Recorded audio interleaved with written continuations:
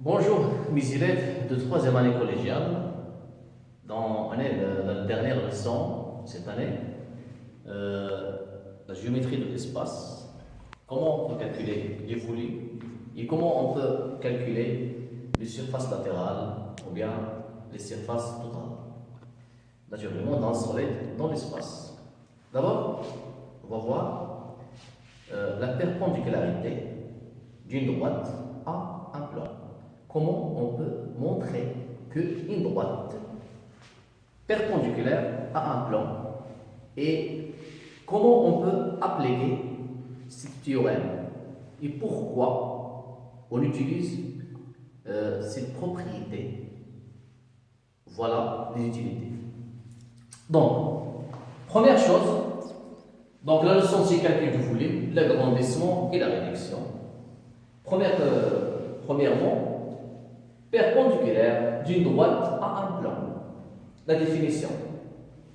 On dit que une droite D est perpendiculaire à un plan si, si D est perpendiculaire à deux droites séquentes de B.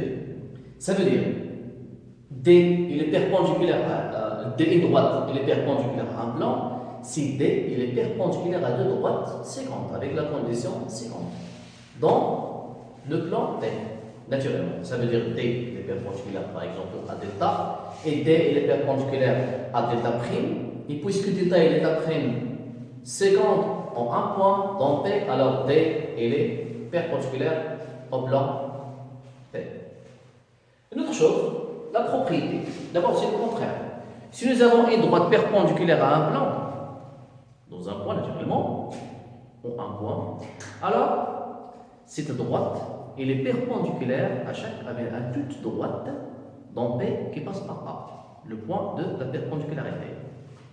Donc, soit P un plan, delta et delta prime de droite de P, donc il est inclus de P, et naturellement delta et delta prime séquente obligée, séquente en un point A, voilà, si une droite D est perpendiculaire en A, une droite D est perpendiculaire en A à D et delta prime, ça veut dire qu'il est perpendiculaire à quoi? Il est perpendiculaire au plan. Alors, D est perpendiculaire à toute droite passant par A et incluse dans B. C'est ça que j'ai dit tout à l'heure. Je vais expliquer. Nous avons un plan P. Nous avons une droite, elle est perpendiculaire. Une droite, elle est perpendiculaire à plan P. Ça veut dire D, elle est perpendiculaire à cette droite, elle est perpendiculaire à cette droite, elle est perpendiculaire à cette droite, elle est perpendiculaire à cette droite, elle est perpendiculaire à toutes les droites qui inclusent dans P et qui passent par le point de perpendicularité. Vous avez compris? Donc T perpendiculaire à P, en un point, je vais l'appeler O ou bien A ou bien n'importe. Alors, la droite D, elle est perpendiculaire toutes les droites qui passent par ce point. Toutes les droites qui passent par ce point, directement. Donc on va regarder un exemple. C'est très facile. D'abord, nous avons deux choses. Comment on peut montrer une droite est perpendiculaire à un plan? Et si nous avons une droite perpendiculaire à un plan, ça veut dire qu'elle est perpendiculaire à toutes les droites qui passent par ce point dans le plan P. Application. Nous avons ici soit le cube ou bien un solide ou bien parallélépipède directement, ou bien voilà, avec la base E, F, G, H, ou bien la base A, B, C, D. Voilà BF, ou bien AE, ou bien DH, ou bien CG, ils s'appellent les hauteurs. Et voilà les arêtes A, B, et BC et tout. Et B, I, C, et D s'appellent les sommets déjà. Vous savez déjà ça. La question, montrer que AB est perpendiculaire à le plan BCF. Le plan BCF. B, C, le plan BCF ou bien B, C, G, F, ça dépend du plan. Donc, comment on peut montrer? Ça veut dire, nous avons une chose.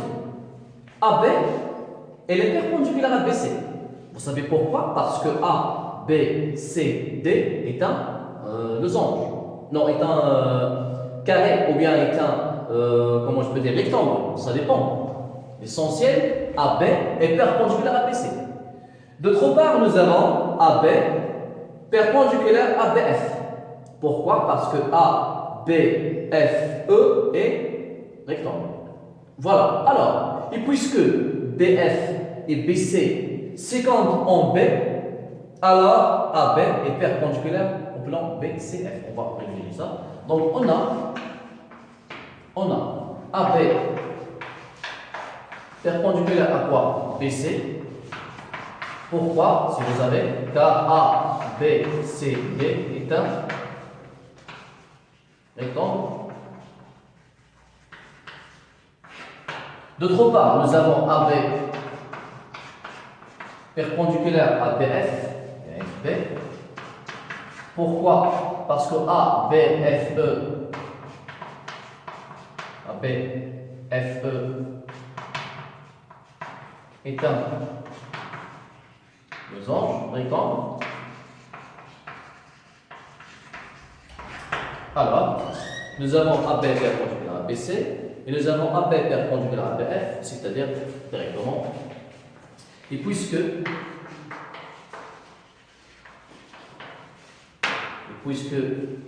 BC et BF s'équilibrent en B en B, vers le blanc BCF, tout simplement alors directement AB perpendiculaire à plan BCF. Tout simplement. Donc vous avez deux choses. Nous avons AB perpendiculaire à BC et nous avons AB perpendiculaire à BF. Voilà. Vous savez déjà BC et BF s'équilibrent en B. C'est-à-dire directement AB est perpendiculaire au plan BCF. Je vais dire une chose. Imaginez bien. Donc, AB, d'abord, il est perpendiculaire au plan BCF. Ça veut dire, il est perpendiculaire à toutes les droites qui passent par B, dans le plan BCF, ou bien BC. Donc, alors, je peux dire une chose. Je peux dire par exemple que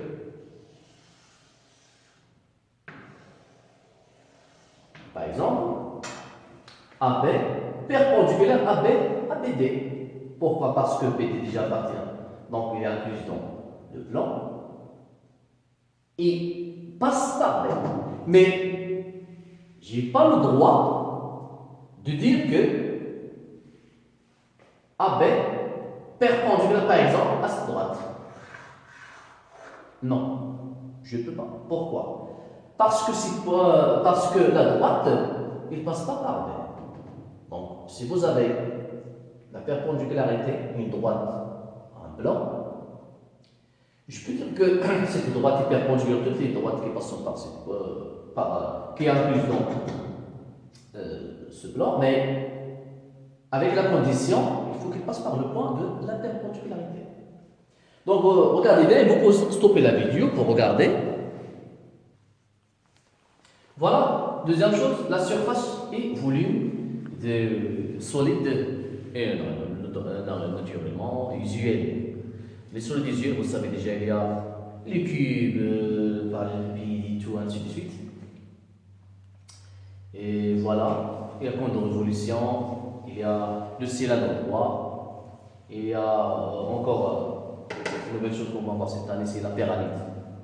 Voilà, donc vous avez un solide ici. Je ne sais pas comment il est, cube ou bien n'importe, quel que soit. L'essentiel, ça veut dire prendre la base.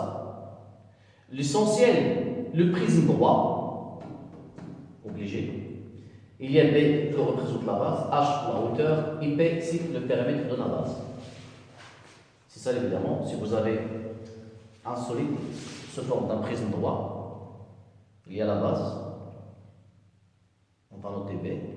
la hauteur, on va noter H, et le périmètre de quoi? Le périmètre de la base, car on a besoin de lui pour calculer la surface latérale ou bien la surface totale. Voilà, nous avons le cylindre droit. Vous savez déjà, le cylindre droit, ça veut dire que c'est un prisme droit déjà, mais la base sous la forme d'un disque ou bien sous la forme d'un cercle. Voilà, donc c'est un cas particulier concernant le prisme droit généralement, qui est sous la forme d'un carré ou bien d'un rectangle ou bien d'un triangle, ça dépend. Et la dernière chose, nous avons la pyramide. La pyramide, ça veut dire, c'est un prisme droit déjà, qui est partagé par 3. Donc c'est bon. On va voir comment, déjà on a vu ça l'année dernière, comment on calcule la surface totale. Il y a la surface latérale et la surface totale. La différence entre la surface totale et la surface latérale, la surface totale, c'est la surface latérale plus la surface de la base fois 2, parce que la surface latérale, juste les côtés qui, par exemple, entourent le prisme droit. Si on veut la surface totale, on ajoute la surface de la base, première base qui est en haut, et la deuxième base qui est en bas. Ça veut dire la surface de la base multipliée par 2. Donc, la surface généralement latérale, c'est le périmètre de la base multiplié par la hauteur. Généralement, si vous avez un solide quelconque, il faut faire attention. Comment on calcule la surface? Si on fait un développement,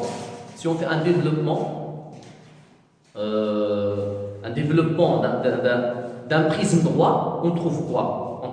La surface latérale, je crois, on trouve directement sous la forme d'un rectangle. Ça veut dire qu'on va calculer quoi? Comme la surface d'un rectangle. La surface d'un rectangle, c'est la base, c'est la longueur fois la largeur. Ce qui fait, c'est ça la propriété directement. Donc, P fois H, P c'est le périmètre de la base. Le périmètre de la base fois H, ça représente quoi? Ça représente directement la surface latérale. Ça, la surface latérale. La surface latérale et B, la surface de la base, mais multiplié par 2. Tout ça, c'est la surface totale.